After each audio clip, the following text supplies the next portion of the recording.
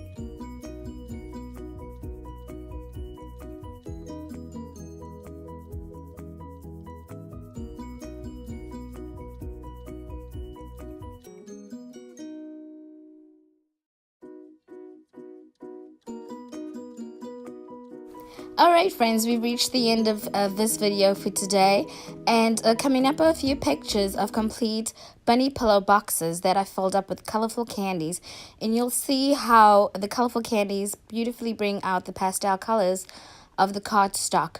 So hopefully this was helpful, so please feel free to like, subscribe, thumbs up, and all that good stuff. Until next time, bye.